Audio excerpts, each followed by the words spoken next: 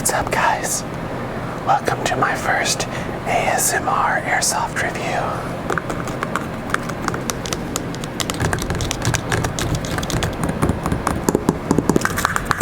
Get excited because it's another M4!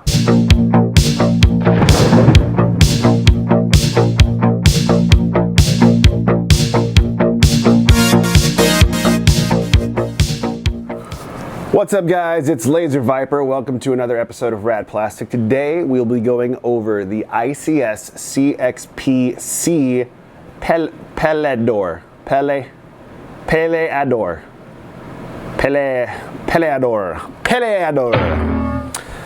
I guess Pelador is Spanish for fighter, so Matador must be Spanish for mat fighter. I want to thank Fox Airsoft for sending me this gun to check it out.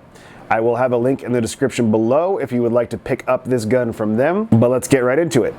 So, admittedly, I am a little new to ICS. I haven't owned an ICS gun before other than a SIG model that I picked up from Evic, and it came kind of broken out of the box, so I ended up returning it. ICS is very well known for having a split gearbox design, which makes working on the gun or changing things on the gun a little bit easier, although admittedly I don't really intend on changing anything internally about this gun. It does come with a quick change spring, so basically you break the gun in half. I'll show you in a little bit later. I actually do break the gun in half so you can kind of see inside what a split gearbox looks like. But let's begin by going over some basics about this gun.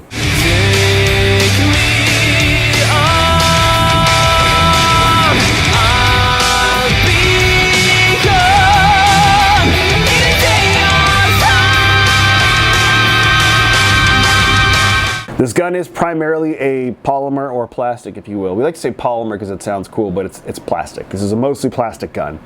The lower and upper receiver is plastic. The handguard is plastic. The stock is plastic. There are some metal parts on it, however.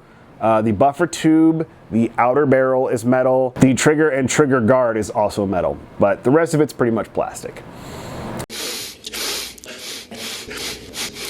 So what you get is a pretty lightweight package. Oh my God, look at my package.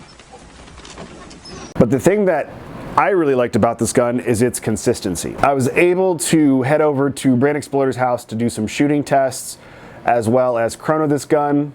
Bless up, Brain, bless up. Let's go ahead and take a look at the chrono and show you some shooting tests.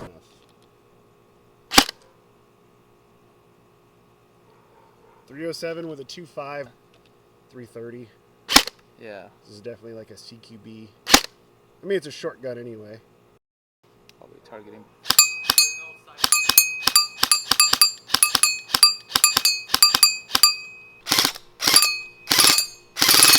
Damn.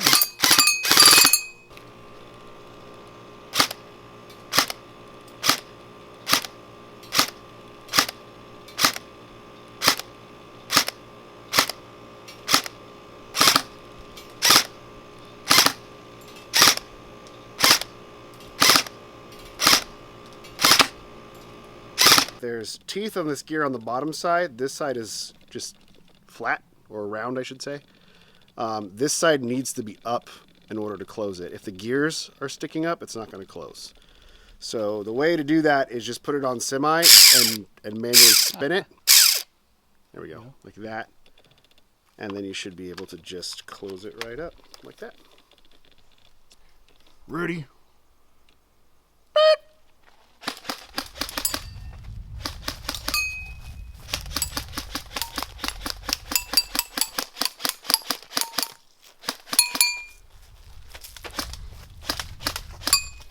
Time. I don't know. I wasn't timing. Buy it from foxairsoft.com.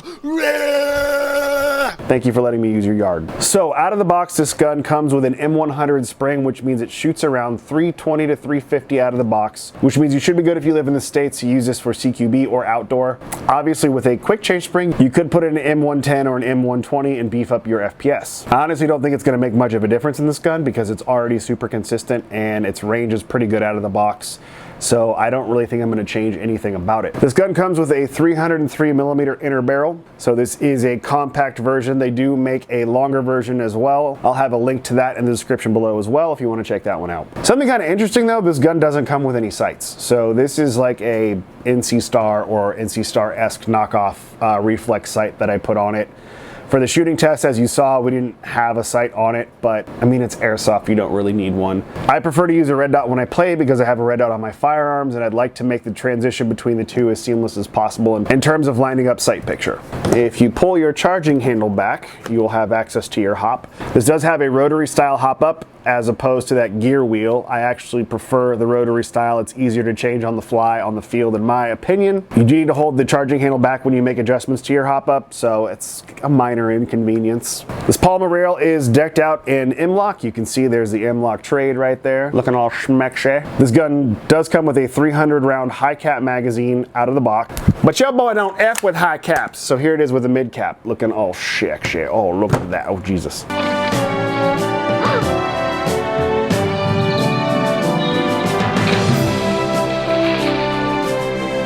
Normal ICS CXP guns go for around $400 with full metal bodies. This one comes in at $199. No way. Yes way. And although I don't have any experience with the higher end ICS guns, I would be amazed if they're not using the same gearbox and hop-up setups, because this gun is super consistent and it wouldn't make sense for a $199 gun to shoot better than a $400 gun. This gun is really similar to the CXP MMR carbine rifle. If you want to take a look at that, I don't know if Fox carries that, but I'll put a link in the description below if you want to see that. That goes for like $389, so you are saving a fat chunk of change if you want to go with an option like this. Another thing that's cool about this gun is the stock that comes with it does have a rubber butt pad on it.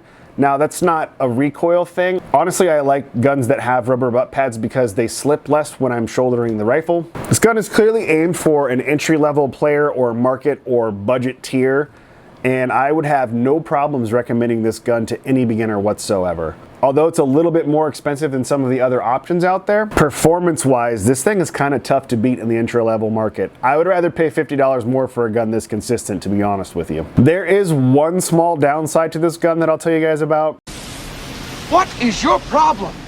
You insensitive asshole. Although this gun does come with a Mosfet, there is also a fuse next to your battery lead. And while we tested this gun with an 11.1 and it had no problems, I took the gun out for a day of play and was using an 11.1 and I blew 2 fuses. So I actually really wasn't able to get any gameplay footage for you guys. The manual does recommend you use a 7.4 LiPo. It's very possible that the discharge rate on the LiPo that I used at the field was a higher discharge rate than the one we tested it with at Brain's house. I may bypass the fuse. I might just cut that out and solder the wire together.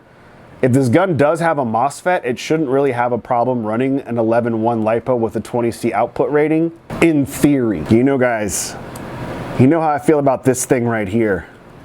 This little grip boner protruding out.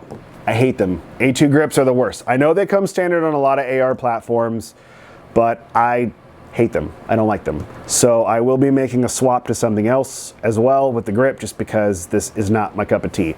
If you're handy with a Dremel, you can always just Dremel this knob off and then do some stipple work around the front. That is gonna wrap it up for the ICS CXP Pelador. But before I go, I must leave you with 4 rules for life. Rule number 1, putting a quote on a black and white picture makes everything sound smart as hell. Rule number 2, life is not a fairy tale, and if you lose your shoe at midnight, it's because you're drunk. Rule number 3, airsoft repost accounts are a cancer on society. Rule number 4, and the most important rule, have fun, it's just a game. Laser Viper is out this bitch. I really hate this chair, but I sit with it.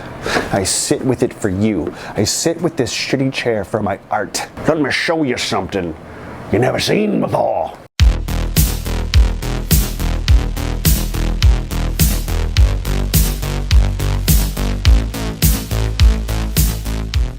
Another feature that's cool about this gun, the stock that comes standard with it does come with a rubber baby buggy bombers. You gonna get shot, motherfucker. Bitch.